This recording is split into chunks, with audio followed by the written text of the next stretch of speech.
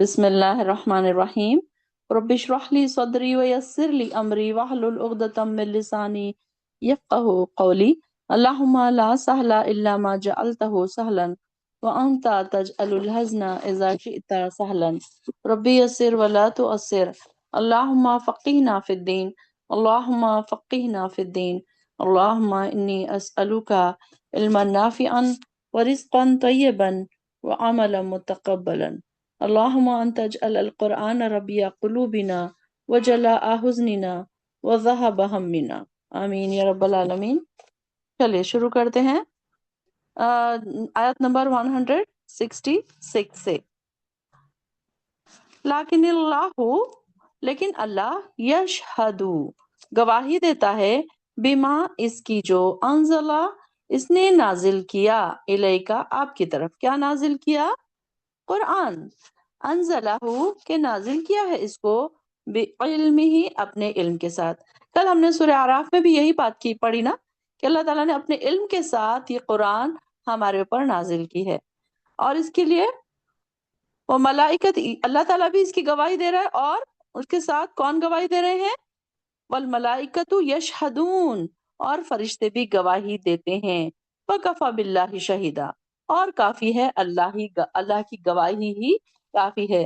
تب یہاں پر ہمیں کیا پتہ چل رہا ہے کہ اللہ تعالیٰ نے اپنے علم کے ساتھ اس قرآن کو نازل کیا۔ کل ہم کافی اس بارے میں ڈسکس کر چکے ہیں کہ اللہ تعالیٰ نے کیسے اپنے علم کے ساتھ یہ قرآن ہمارے لیے نازل کیا، اور ہمارے اندر ہمیں اس سے کیا کیا چیزیں ہمیں مل رہی ہیں، وہ سارا کچھ ہم کل ہی پڑھ چکے ہیں۔ تو یہاں آج اتنا زیادہ ڈیٹیل میں نہیں بھی جائیں گے تو چلے گا، لیکن یہاں پر ایک بات کیا نہیں ہے کہ یہاں پر اللہ خود گواہی دے رہا ہے اس بات کی کہ قرآن ہم نے نازل کیا ہے، اور اس کے ساتھ گواہی دینے والے کون ہیں؟ فرشتے اس کے۔ تو یہ دو، ایک تو اللہ کی گواہی ہی کافی ہے کہ وکفی باللہ شہیدا، اللہ کی گواہی ہی کافی ہے، کسی بات کو اگر ماننا ہے تو یہی کافی ہے۔ اگر کوئی یہ کہے کہ اب جیسے کہ پہلے کے زمانے میں تھے، مشرکین مکہ تھے، یہ تھے، تو وہ کہتے تھے کہ نہیں، اس نے خود گھڑ لیا ہے، یہ ہے وہ ہے، اس طریقے کی باتیں کرتے تھے نا، کہ کوئی ایسے سکھا کر جاتا ہے، کوئی پڑھا کر جاتا ہے، تو یہ جادوگر ہے، اس طریقے کی باتیں کرتے تھے۔ تو یہاں پر ان کو یہ بات کہی جا رہی ہے کہ یہ کیسے ہے کہ یہ اللہ نے خود گواہی دی ہے کہ یہ علم الہی کا خزانہ ہے۔ یہ ہمیں کیا ہے؟ قرآن ایکچولی کیا ہے؟ علم الہی کا خزانہ ہے۔ تو یہ ہمیں پتہ چلتا ہے، اس آیت سے یہ معلوم ہو رہا ہے کہ قرآن کیا ہے؟ وہی ہے، وہی کے ذریعے انسان کو ایسی باتوں کا علم ہوا جنہیں معلوم کرنے کا اس کے پاس اور کوئی ذریعہ ہی نہیں تھا۔ مثلا دشمنوں کی سازشوں کی اطلاع مل جاتی تھی حضور صلی اللہ علیہ وسلم کو، بہت ساری چیزوں کی انہیں خبر ہو جاتی تھی پہلے ہی کہ یہ سارے ایسے ہونے والی ہے چیزیں، اللہ تعالیٰ وحی کے ذریعے بتا دیتے تھے نا۔ پھر بہت ساری چیزیں، قیامت کی نشانیاں جیسے ہمیں بتا دی گئی کہ کون کون سی قیامت کی نشانیاں آنے والی، اب ہم اس کو ریلیٹ کرتے جا رہے ہیں کہ ہاں دیکھو یہ بات ہمیں بتائی گئی تھی۔ تو اس طریقے سے بہت ساری چیزیں جو خوشخبریاں دی گئی قرآن میں، جو خوشخبریاں دی گئی، اور بہت ساری چیزوں کی پہلے ہی اطلاع دے دی گئی کہ یہ ہونے والا ہے، مطلب پیشن گوئیاں جو آئی، یہ ساری چیزیں کیا ہے؟ قرآن میں لکھی ہوئی ہیں۔ جیسے کہ روم کا ایران پر غلبہ ہونے والا ہے، یہ بھی پہلے سے بتا دیا گیا تھا۔ دین اسلام کا دین تمام دین پر سر بلند رہے گا، قیامت سے پہلے یہ ہوگا کہ سارے لوگ دین پر قائم ہو جائیں گے۔ یہ ساری باتیں ہمیں کہاں سے پتا چلی؟ قرآن سے ہی پتا چلی نا۔ تو قرآن کیا ہے؟ علم الہی کا خزانہ ہے۔ تو اس بات کی اللہ تعالیٰ خود گواہی دیتا ہے، اور قرآن کو اللہ تعالیٰ نے اپنے علم سے نازل فرمایا۔ جس طرح اللہ تعالیٰ کی علم کی وسعت لامحدود ہے، اسی طرح اس کے کلام بھی کیسے ہے؟ اس کے حقائق لامحدود ہیں، یعنی کہ جو جو چیزیں ہم پڑھتے جاتے ہیں تو یہ ساری کے ساری اب فرشتوں کی گواہی بھی ساتھ ساتھ شامل ہو رہی ہے کہ اللہ کی گواہی تو ہے ہی کافی، لیکن ساتھ ساتھ فرشتے بھی اس کی گواہی دے رہے ہیں۔ فرشتوں کی گواہی اس لحاظ سے بھی قابل اعتبار ہے کہ وہ سارے کام کرنے والے، کائنات کے جملہ جو امور ہیں اللہ کے حکم سے انہی کے ہاتھوں سر انجام پا رہے ہیں۔ ہم دیکھتے ہیں کہ سارے کام کون کر رہے ہیں؟ فرشتے ہی کر رہے ہیں۔ وہ کسی کی روح قبض کرنا ہے، کہیں بارش برسانا ہے، کرامن کاتبین ہیں، لوگوں کے لکھ رہے ہیں، اعمال لکھنے والے فرشتے ہیں۔ پھر اسی طریقے سے یہ سارے جو کام کرنے والے، ہماری نیکیاں اوپر لے جانے والے فرشتے ہیں۔ تو یہ ساری کے ساری سر انجام کون دے رہا ہے؟ یہ فرشتے سر انجام دے رہے ہیں۔ تو یہ ان کی بھی یہاں پر گواہی کی بات ہو رہی ہے کہ یہ بھی کوئی ایسی چھوٹی موٹی چیز نہیں ہے، بلکہ ایک اعلیٰ فرشتوں کی گواہی بھی یہاں پر دکھائی جا رہی ہے ہم کو، کہ فرشتے بھی اللہ کے حکم کے پابند ہے، اور ہر چیز کا خالق اور اس کا منظم بھی اللہ تعالیٰ ہی ہے، اور فرشتے بھی اس کے حکم سے، اس کے اذن سے سارے کام کر رہے ہیں۔ یعنی جس نے اللہ کی آیات کا انکار کیا، اس نے اللہ کے علم کا بھی انکار کر دیا۔ یعنی کہ جس نے کہا کہ یہ قرآن میں یہ غلط ہے، اس کو ہم نہیں مانتے، یہ جیسے کہ مشرکین مکہ اور کافر اس وقت کہا کرتے تھے کہ نہیں ہم اس کو نہیں مانتے، ہم یہ بات کو نہیں مانتے، تو یہاں پر ان لوگوں کے لیے کہا جا رہا ہے کہ وہ لوگ جنہوں نے انکار کر دیا اور اس کی گواہی کا بھی انکار کر دیا، تو پھر صرف خود ہی انکار نہیں کیا بلکہ اس کی راہ میں روڑے بھی اٹکاتے رہے۔ آگے کی آیت میں آ رہا ہے کہ ان الذین کفروا وصدوا عن سبیل اللہ، یہ جو لوگ ایسے بھی ہیں، جو لوگ جنہوں نے کیا کیا، کفر کیا پہلے تو، اور صدو روکا، عن سبیل اللہ اللہ کی راہ سے، تو قد دلوا یقیناً وہ گمراہ ہو گئے، ضلالم بعیدا، تو ایسے گمراہ ہوئے گئے وہ کہ گمراہ ہونا بہت دور کا، بعیدہ کا مطلب میں نے آپ کو بتایا تھا نا کہ راستے سے بھٹک گئے، ایسے بھی بھٹکے کہ ان کو اب کوئی راستہ نظر ہی نہیں آتا۔ تو یعنی کہ یہود کے بارے میں یہاں پہ بات ہو رہی ہے کہ یہود نے ایک یہود کے علم کے ایسا تھا کہ اہل عرب کے یہاں وہ جو تھے ان کا بڑا وہ تھا نا کہ وہاں پر ان کے بڑے بڑے علماء تھے، اور وہ کیا کرتے تھے، جو غیر یہود ہوتے تھے ان کو کیا سمجھتے تھے، وہ ان پڑھ امی سمجھتے تھے، اس لیے ان کی ہر جائز اور ناجائز کو اہل عرب خود ان کو بڑا سمجھتے تھے، اور ان کی علم سے ان سے فائدہ اٹھاتے تھے، اور یہود بھی کیا کرتے تھے، بہت ناجائز فائدے اٹھاتے تھے اس بات سے کہ ان کو بہت زیادہ علم ہے، تو جن باتوں سے وہ لوگوں کو شکوک اور شبہات میں مبتلا کر دیتے تھے، ان کا ذکر اکثر مقامات پر گزر چکا ہے۔ تو یہود یہ سمجھتے تھے کہ ان کی شریعت اور بالخصوص تورات قیامت نہ تا قیامت ناقابل منسوخ ہے، یعنی کہ ایک بار لکھی جا چکی ہے جو، تو وہی رہنے والی ہے، جبکہ انہوں نے اس میں بہت ساری تحریفیں بھی کر ڈالی، چینجز بھی کر ڈالے۔ تو یہ پھر ان کے علماء کو بھی یہ معلوم تھا کہ تورات میں بہت سارے مضامین شامل کر لیے گئے ہیں، اور بعض دفعہ خود علماء یہود کو یہ الجھن پیش آتی تھی، وہ خود بھی یہ تمیز نہیں کر سکتے تھے کہ اس میں سے کون سا مضمون الہامی ہے، یعنی کہ اللہ کی طرف سے آیا ہے، اور کون سا ان لوگوں نے خود شامل کر لیا ہے۔ پھر اس میں علماء یہود جو اپنی مرضی سے جب چاہتے تحریف کر ڈالتے تھے، لیکن ان باتوں کی وجہ باوجود یہ سمجھتے تھے کہ جو تورات ان کے پاس موجود ہے وہ کیسی ہے، تو کہ منسوخ نہیں ہونے والی ہے، تو یہی بات وہ دوسروں کے ذہن نشین بھی کراتے تھے اور انہیں اسلام لانے سے روکتے تھے۔ تو یہ ان کا طریقہ تھا کہ وہ ایک تو خود گمراہ تھے، اور وہ دوسروں کو بھی ان سے گمراہ کرتے تھے، اور دوسرا ان کا کیا تھا، ایک گمان کیا تھا کہ جو آنے والا نبی ہے آخر الزماں، یعنی کہ بنی اسرائیل سے آئے گا، حالانکہ ان کے پاس کوئی علمی ثبوت موجود نہیں تھا اس بات کا۔ پھر جب وہ بنی اسماعیل میں آ گئے نبی، تو ایک تو حسد کے مارے اس کا انکار کر دیا، اور پھر بعد میں اہل علم ہو کر امیوں کے نبی پر کیسے ایمان لا سکتے تھے؟ اب ان کو تو یہ لگتا تھا کہ اہل عرب جو ہے امی ہے، ان پڑھ ہے، اب ان کے اندر اگر کوئی نبی آ رہا ہے تو وہ سمجھ رہے ہیں کہ اگر ہم اس نبی کو مانیں گے تو یہ تو ہماری شان کے خلاف ہوگا، تو انا کا بھی تو مسئلہ بن گیا نا۔ تو اس وجہ سے انہوں نے اس نبی کا انکار کیا، قرآن کا انکار کیا، اور دوسرے اسی بنیاد پر وہ دوسرے لوگوں کو اسلام لانے سے روکتے تھے، اور کہتے تھے کہ چونکہ یہ نبی علمی خاندان سے یعنی کہ بنی اسرائیل سے تعلق نہیں رکھتا، لہٰذا یہ سچا نبی نہیں ہو سکتا۔ ان کا یہ کہنا کہ وہ یہ سوچتے تھے کہ سارے انبیاء بنی اسرائیل سے آئے، تو گویا یہ بھی نبی اگر بنی اسرائیل سے آتا تو پھر ہم اسے مانتے۔ تو یہاں پر ان کی بات بتائی جا رہی کہ لوگوں نے کیا کیا، ایک تو خود انکار کیا اور لوگوں کو بھی راہ سے روکتے رہے۔ اب یہاں پر دیکھیے کہ یہ تو بات اس وقت کے لوگوں کی بتائی جا رہی ہے، لیکن آج اگر ہم دیکھیں تو آج ہمارے آس پاس بھی کئی ایسے لوگ ہیں، اگر یہود نہیں بھی ہے تو مسلمان بھی کئی ایسے ہیں جو انسان کو نیکی کے راستوں سے روکتے ہیں۔ اگر کوئی عبایا پہننا چاہ رہا ہے تو اس کا مذاق اڑایا جاتا ہے، سہیلیاں مذاق اڑاتی ہیں، کوئی اگر مکمل پردہ کرنا چاہ رہا ہے تو گھر کے لوگ اسے روکتے ہیں۔ کئی ایسے ہیں کہ اب کوئی ماڈرن گھرانہ ہے، وہاں کی بچی اگر پردہ کرنا چاہے تو اس کے گھر کے لوگ ہی اس کو روکتے ہیں۔ تو ایک تو وہ خود رک رہے ہیں اور دوسروں کو بھی روک رہے ہیں۔ تو اسی طریقے سے کوئی داڑھی رکھتا ہے، کوئی اونچی پینٹ پہنتا ہے، تو کیا کرتے ہیں، اس کا مذاق بنایا جاتا ہے۔ کون؟ اس کے ہی لوگ، اس کے ہی اپنے دوست، اپنے رشتہ دار اس کا مذاق بناتے ہیں۔ تو یہ کیا ہے، ایک تو خود رکنا اور دوسروں کو بھی روکنا۔ تو یہ اسی میں آئے گا. اب اس وقت کی تو باتیں یہاں پر ہمیں بتائی جا رہی ہیں، لیکن آج بھی وہ چیزیں کہیں نہ کہیں ہم لوگوں میں شامل ہے کہ اب سمجھ لیجئے کہ ایک کالج میں 5 بچیاں ہیں، کالج جاتی ہیں، 5 میں سے ایک نے ابایا شروع کر دیا. اب وہ 4 کو یہ ہوتا ہے کہ بھائی اب لوگ ہمیں کیا سوچیں گے کہ ہم بھی مسلمان ہو کے ہم ابایا نہیں پہن رہے ہیں، تو کیا کریں؟ اب اس کو ہی روکیں کہ بھائی تم کیوں پہن رہی ہو، اتنی کیا ضرورت پڑ گئی، چلو کچھ نہیں ہم تو.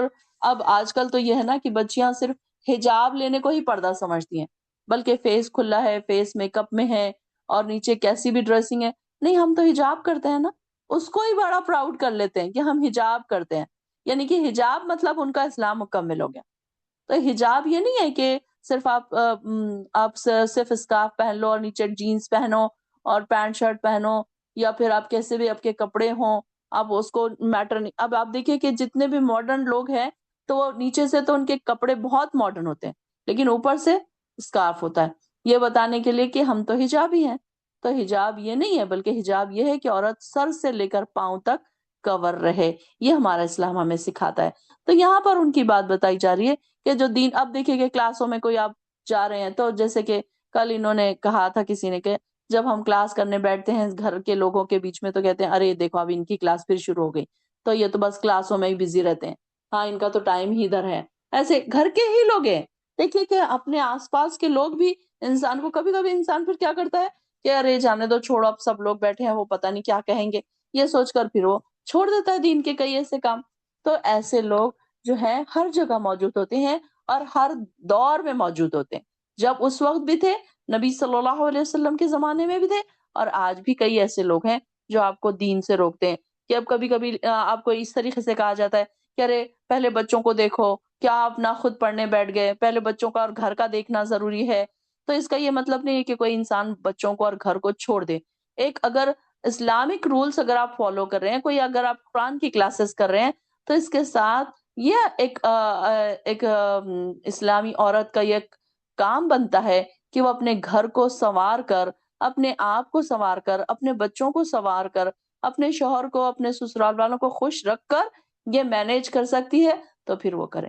یہ نہیں ہے کہ اگر آپ لے کر قرآن بیٹھے ہیں دن بھر اور گھر آپ کا گندا پڑا ہے، آپ ویکیوم نہیں ہو رہا ہے، کپڑے میلے پڑے ہیں، گھر پورا ادھر ادھر پھیلا ہوا پڑا ہے، بیچارہ شوہر آفس سے گھر آ رہا ہے تو اس کو گند پڑی ہوئی نظر آ رہی ہے.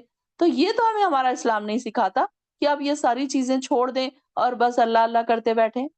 تو اس کے ساتھ ساتھ ایک عورت کیسی ہونی چاہیے کہ اس کی ایک مثالی خاتون جو ہونا چاہیے وہ کیسی ہونی چاہیے کہ وہ سارے کام کرنے کے باوجود پھر وہ اپنے اسلام پر قائم رہے، اپنے دین کو فالو کرے، اپنے قرآن اور اپنے اس کا ساری چیزوں کے لیے ٹائم نکالے. تو یہ ایک خاتون کا ایک یہ اندر یہ ساری کوالٹیز ہونا چاہیے. اگر آپ مسلم خاتون ہیں، اگر آپ قرآن سے جڑی ہوئی ہیں، تو اس کا یہ مطلب نہیں ہے کہ آج کھانا نہیں پکا، آج صفائی نہیں ہوئی، آج برتن پڑے رہ گئے، آج گھر اتنا گندا پڑا رہ گیا. کیوں؟ کیونکہ آج میری کلاس تھی نا. تو آپ کیا کر رہے ہیں؟ کلاس کر رہے ہیں، تو اس کا مطلب یہ تھوڑی ہے کہ ہم دوسروں کے اوپر احسان کر رہے ہیں کہ نہیں اب میں کلاس لوں گی تو میں گھر کے کوئی کام نہیں کروں گی. تو بلکہ آپ نے اپنی نیند کا ٹائم تھوڑا اس کو کم کر لیں، آپ کا موبائل کا ٹائم تھوڑا کم کر لیں، آپ جو فون پہ لمبی لمبی گفتگو کرتی ہیں اس کا ٹائم تھوڑا کم کر لیں، لیکن گھر کے کام کاج برابر مینیج ہونا چاہیے. ایک عورت کو یہ ساری چیزوں کا جواب بھی تو دینا ہے نا، یہ ساری چیزوں کا ہمیں جواب دینا پڑے گا کہ یہ ساری چیزیں ہم نے کیوں نہیں کی. تو اس کے بعد یہ ساری چیزیں کرنے کے بعد اگر کوئی خاتون قرآن کی کلاس کو بھی مینیج کرتی ہے، سبق بھی یاد کرتی ہے، تو وہ واقعی تعریف کے قابل ہے. اگر تو آپ ساری چیزیں چھوڑ کر صرف قرآن پڑھنے بیٹھے ہیں تو اس کا بھی آپ کو جواب دینا پڑے گا. یہ تو اللہ تعالیٰ نے نہیں کہا کہ آپ سارے کچھ چھوڑ دیں کام اور پھر بیٹھ جائیں بس پڑھنے کے لیے، اس طریقے سے نہیں. تو ایک مثالی خاتون اگر آپ کو بننا ہے تو آپ کو کیسے بننا ہے؟ آپ کی شوہر کی دل دیدہ بھی ہو، گھر والوں کی دل دیدہ بھی ہو، بس مطلب یہ کہ خوش کرنے والی ہو، بچوں کا بھی کیئر کرنے والی ہو، گھر کو صاف ستھرا رکھنے والی ہو. کوئی آئے تو یہ نہ ہو کہ آپ بیڈ امپریشن پڑے کہ ایک قرآن کی تو کلاسز کرتی ہیں لیکن یہ دیکھیں کہ ان کا گھر کیسا ہے، ان کے کپڑے کیسے ہیں، ان کے بچے کیسے ہیں. بچوں کی تعلیم و تربیت کی طرف وہ اگر نہیں دیکھ رہی ہے تو وہ بھی اسی سے سوال کیا جائے گا نا، شوہر سے تو نہیں سوال کیا جائے گا. شوہر تو بیچارہ دن بھر گھر آفس میں ہوتا ہے. تو یہ ساری چیزیں یہاں پر بتائی جا رہی کہ ایک تو ایسے لوگ ہمارے آس پاس ہر جگہ ملیں گے، ہمیں ایسے لوگوں سے الرٹ رہنا ہے. اور ان کی پرواہ بھی نہیں کرنی ہے. اب یہ نہیں ہے کہ کوئی آپ کو کہہ رہا ہے تو آپ فوراً ہی ہٹ جائیں. کسی نے پردہ شروع کیا، اب آیا شروع کیا کالج وغیرہ میں، اور جب اس کو 2-4 لوگوں نے مذاق اڑایا تو اس نے فوراً چھوڑ دیا. نہیں، ایسے بھی نہیں ہونا چاہیے. پھر آپ نے مستقل مزاجی سے کام لینا چاہیے. ان الذین کفروا، بے شک وہ لوگ جنہوں نے کفر کیا، وظلموا اور ظلم کیا، لم یکن اللہ، نہیں ہے اللہ، یغفر لہم کہ بخش دے ان کو، ولا لیہدیہم اور نہ ایسا ہے کہ دکھلائے ان کو، طریقاً راستہ. یعنی کہ بے شک وہ لوگ جنہوں نے کفر کیا اور ظلم کیا تو اللہ تعالیٰ کو کوئی نہیں پڑی پھر ان کو کہ سیدھا راستہ دکھائے. اللہ تعالیٰ راستہ کس کو دکھاتا ہے؟ ہم نے پڑھا نا کہ اللہ تعالیٰ راستہ ان کو دکھاتا ہے کہ جو راستے کی خواہش رکھتے ہیں. اب یہاں پر دیکھیے کہ کئی ہماری بہنیں ایسی ہیں جو راستے کا شوق رکھتی تھی، قرآن کا شوق رکھتی تھی، ان کو کہیں نہ کہیں ان کے دل میں تڑپ تھی کہ میں قرآن سیکھوں، میں قرآن سمجھوں، میں قرآن میں غور و فکر کروں. تو کہیں نہ کہیں وہ جو چھوٹی سی خواہش تھی تو اللہ تعالیٰ نے ان کے لیے راستے آسان کر دیے.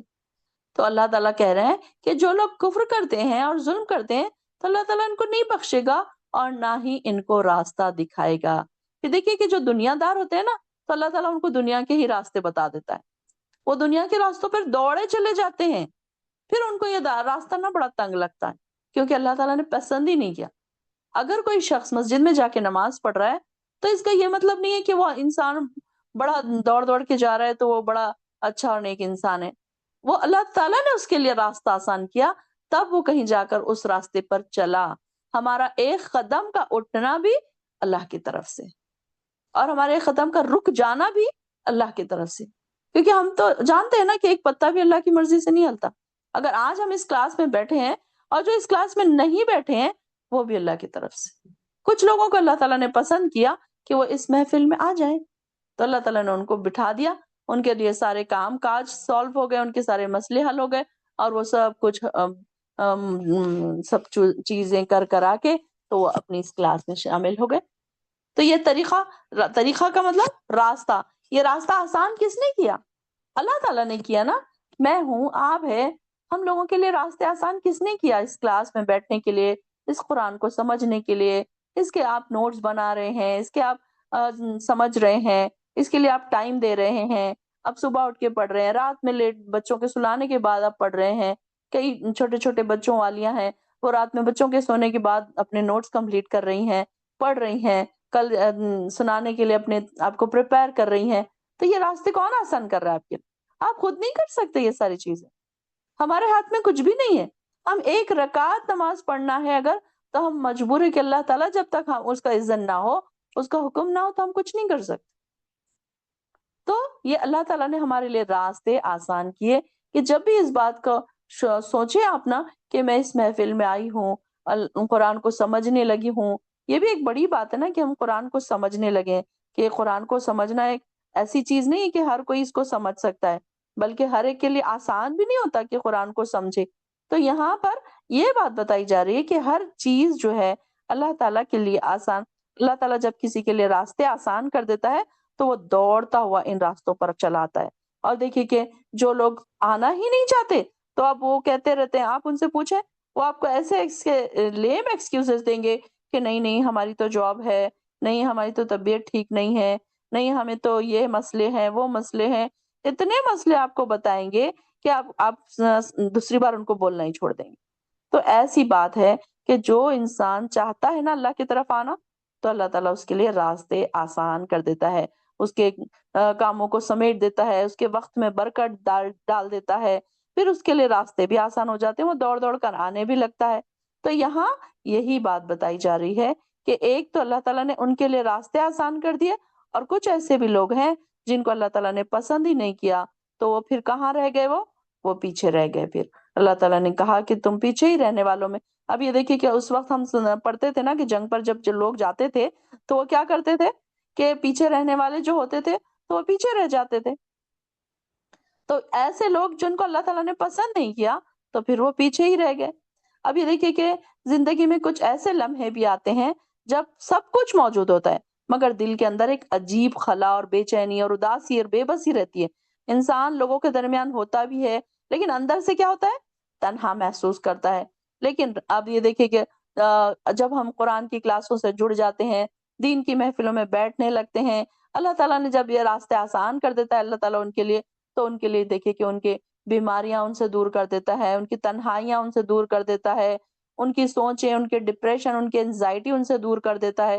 ورنہ دیکھیے کہ کئی ایسے ہمارے آس پاس لوگ ہیں کہ جو دین سے جو دور ہے نا، آپ دیکھیے کہ ان کو راتوں کی نیند نہیں ہے، پہلے تو وہ سلیپنگ پلز کھاتے ہیں، دوسرے یہ کہ ان کی سوچیں، ان کی پریشانیاں بوجھ بنی ہوئی ہیں ان کے دلوں پر، اور دل ان کے ایسے سکون کی تلاش میں بھٹکتا رہتا ہے جو دنیا کی کسی چیز میں ان کو نہیں ملتا۔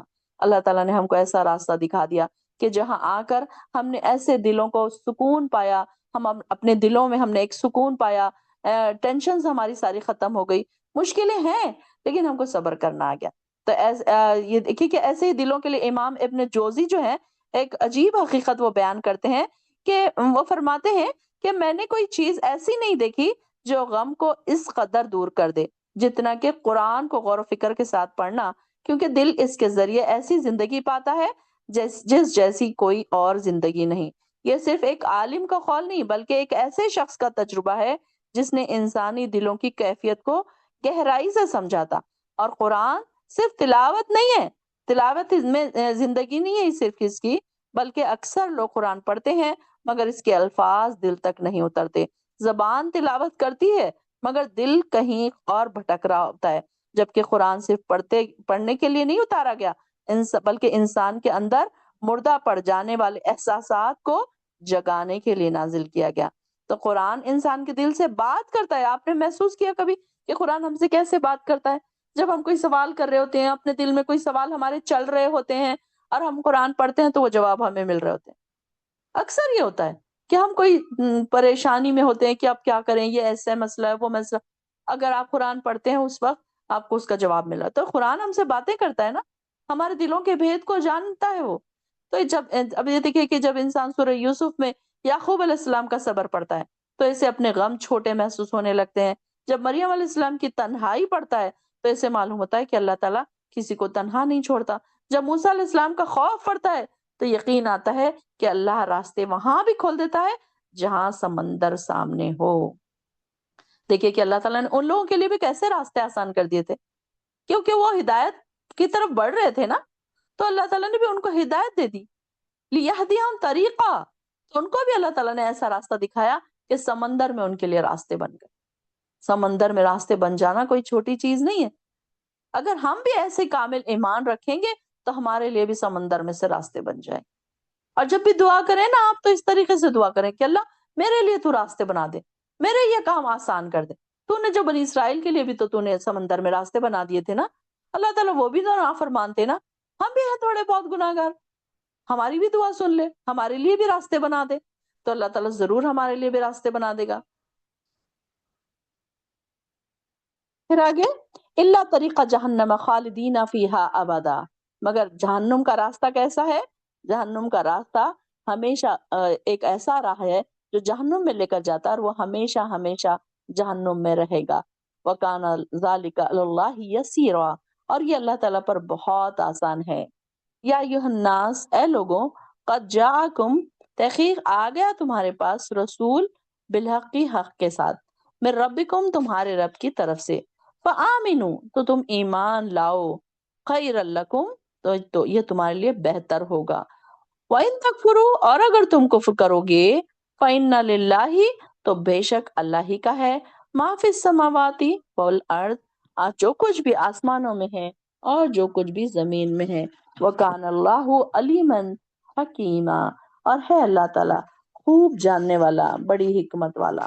یعنی کہ دیکھیے کہ اللہ تعالیٰ کیا فرما رہے ہیں کہ یا ایھا الناس، اے لوگوں، اب یہاں پر ساری دنیا والوں سے خطاب ہے، یا ایھا الذین آمنوا نہیں ہے یہاں پر، بلکہ کیا ہے، سارے ہی لوگوں سے خطاب ہے کہ اے لوگوں، تمہارے پاس تو رسول آ گئے، حق لے کر آ گئے تمہارے رب کی طرف سے، تو اب تم کیا کرو، ایمان لے کر آ جاؤ۔ اگر تم ایمان لاؤ گے تو کیا ہوگا، یہ تمہارے لیے بہتر ہوگا۔ وَإِن تَكْفُرُوا، اگر تم کفر کرو گے، فَإِنَّ لِلَّهِ، تو بے شک اللہ ہی کا ہے جو کچھ آسمانوں میں ہے اور جو کچھ زمین میں ہے۔ یعنی کہ اگر کوئی انسان نمازیں پڑھتا ہے، روزے رکھتا ہے، سب کچھ کرتا ہے، تو اس کا فائدہ کس کو پہنچتا ہے؟ اللہ کو اس کی ضرورت نہیں ہے. اگر کوئی 100 رات بھر نمازیں پڑھ رہا ہے، اللہ کو اس کی ضرورت نہیں ہے، بلکہ ہمیں ضرورت ہے کہ ہم اللہ کو راضی کریں. ہم تہجد میں اٹھیں، ہم اللہ کو راضی کرنے کے لیے اٹھتے ہیں نا. اللہ کو تو ہماری تہجد کی ضرورت نہیں ہے. اور اگر کوئی نمازیں نہ پڑھے، روزے نہ رکھے، کوئی عبادت نہ کرے، اللہ تعالیٰ کو کوئی فرق نہیں پڑتا. تو اللہ تعالیٰ کہہ رہا ہے کہ اگر تم ایمان لاؤ گے تو یہ تمہارے ہی لیے بہتر ہے. ہم اللہ کے پسندیدہ بندے بن جائیں گے تو ہماری دنیا بھی سنور جائے گی اور آخرت بھی سنور جائے گی. دنیا کے بھی ہمارے سارے کام آسان ہو جائیں گے اور آخرت میں بھی پھر انعام و اکرام سے نوازا جائے گا. اور اگر تم کفر کرو گے فإن للہ، تو اللہ تعالیٰ کے لیے ہے آسمان اور زمین میں جو کچھ بھی ہے. تو اللہ تعالیٰ کو تو کوئی فرق نہیں پڑے گا. تو اللہ تعالیٰ کے پاس تو آسمان ہے، زمین ہے، آسمان کی ہر چیز اللہ کی بندگی کر رہی ہے، زمین کی ہر شے اللہ کی بندگی کر رہی ہے. یعنی کہ یہاں تک کہ باریک چونٹیاں بھی جو ہے اپنے بل میں اللہ کی تسبیح بیان کرتی ہیں. پرندے اللہ کی تسبیح بیان کر رہے ہیں، اللہ کی حمد و ثنا کر رہے ہیں. بے جان چیزیں، جاندار چیزیں، درخت ہے، پیڑ پودے ہیں، ہر چیز اللہ کی تسبیح بیان کر رہی ہے. ہمارے پڑھنے اور نہ پڑھنے اور ہماری 2 رکعت نماز پڑھنے اور نہ پڑھنے سے اللہ کو کوئی فرق پڑے گا؟ نہیں پڑے گا. تو یہاں اللہ تعالیٰ فرما رہے ہیں کہ اگر تم جو کچھ بھی کرو گے یہ تمہارے ہی لیے، یعنی اللہ کی طرف سے تم پر حجت تمام ہوگی اور روز آخرت تمہارے پاس پیش کرنے کے لیے کوئی عذر باقی نہیں رہے گا اور سب شہادتیں پھر تمہارے خلاف جائیں گی. تو ابھی وقت ہے، سنبھل جاؤ اور رسول پر، اللہ کی آیات پر ایمان لا کر آخروی جو زندگی ہے اس کو سنوار لو، ورنہ اس روز اللہ کی گرفت اور اس کے عذاب سے کبھی نہ بچ سکو گے. یعنی کہ اگر جب آ جائے گا وہ دن، پھر آپ کیا ہوگا؟ اب انسان پھر کچھ نہیں کر سکتا، پھر اس کے پاس کچھ بھی موقع نہیں رہے گا کہ وہ ایک نماز ہی پڑھ لے یا ایک سجدہ ہی کر لے. جو کائنات کی، دیکھیے کہ اللہ تعالیٰ تو ہر کائنات کی ہر چیز پر مکمل قبضہ اور اختیار رکھتا ہے، اور وہ تمہاری سب شرارتوں کو جانتا ہے، تمہارے گناہوں کو جانتا ہے، تمہارے دلوں میں کیا چل رہا ہے اس کو جانتا ہے، اور وہ اپنے احکام کی خلاف ورزی کرنے والوں سے نمٹنے کا طریقہ بھی جانتا ہے. تو اللہ تعالیٰ پہلے ہی ہم کو الرٹ کر رہا ہے. دیکھیے کہ بار بار اللہ تعالیٰ ہم کو الرٹ کرتا جاتا ہے، ہمیں ریمائنڈرز ملتے جاتے ہیں. قرآن میں دیکھیے کہ ہم کو ہر وقت ریمائنڈرز ملتے رہتے ہیں کہ دیکھو اب اللہ کی طرف آ جاؤ، دیکھو اب لوٹ کر آ جاؤ، اب جو گناہ کر رہے تھے اسے چھوڑ دو. تو اللہ تعالیٰ اب اس طریقے سے اللہ تعالیٰ سارے ریمائنڈرز ہمیں دیتا جاتا ہے اور ہم دین کی طرف آتے جاتے ہیں. پھر تو اگر ہم یہ نہ کریں تو اللہ تعالیٰ کو کوئی فرق نہیں پڑے گا. وَكَانَ اللَّهُ عَلِيمًا حَكِيمًا، اور اللہ تعالیٰ خوب جاننے والا ہے، حکمت والا ہے. اللہ تعالیٰ کو پتا ہے کہ کون بندہ میرے لیے تڑپ رہا ہے، کون عبادتیں کر رہا ہے، کون نہیں کر رہا ہے. اللہ تعالیٰ کسی کو عبادتیں نہ کرنے پر بھی اتنا نوازتا ہے، اتنا نوازتا ہے، تو اس کا مطلب یہ نہیں کہ اللہ تعالیٰ اس سے راضی ہے. کبھی اللہ تعالیٰ کی ناراضگی کی وجہ سے بھی اللہ تعالیٰ اس کو دنیا سے نواز دیتا ہے، اتنی دنیا اس کو دیتا ہے، اس کے دنیا اس کے قدموں میں ڈال دیتا ہے. تو اس کا یہ مطلب نہیں ہے کہ فلاں سے دیکھو اللہ تعالیٰ ایسے، اللہ تعالیٰ ان پر مہربان ہے کہ ان کو سارا کچھ دے دیا، اتنا ان کا بڑا بنگلہ ہے، ان کا گھر ہے، ان کے بچے ہیں، وہ ہر چیز سے. ہاں، آپ کو نہیں پتا کہ وہ کس مشکل سے گھرے ہوئے ہیں. ہر انسان اپنے دکھوں کو شیئر نہیں کرتا. آج کل جو شیئر کرنے کا فیشن ہے نا، تو صرف اپنے انجوائمنٹ، اپنی خوشیاں، تصویر کا ایک رخ جو ہوتا ہے نا لوگ شیئر کرتے ہیں.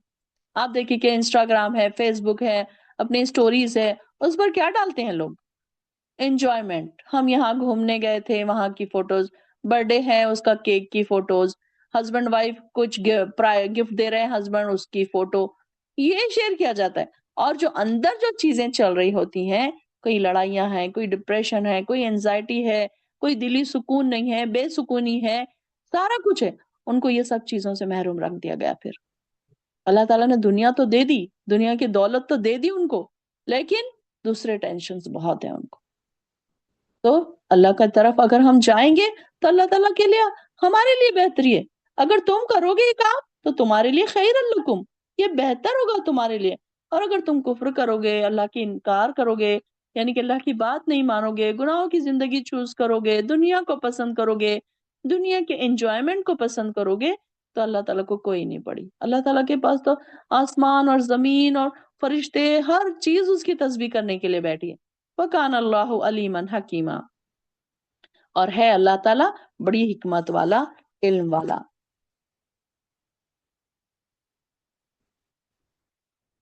170 تک ہی رکھتے ہیں کیونکہ آخری کا پھر آخری ختم ہی ہو رہا ہے پارٹ. چلیے وآخر الدعوانا ان الحمد للہ رب العالمین.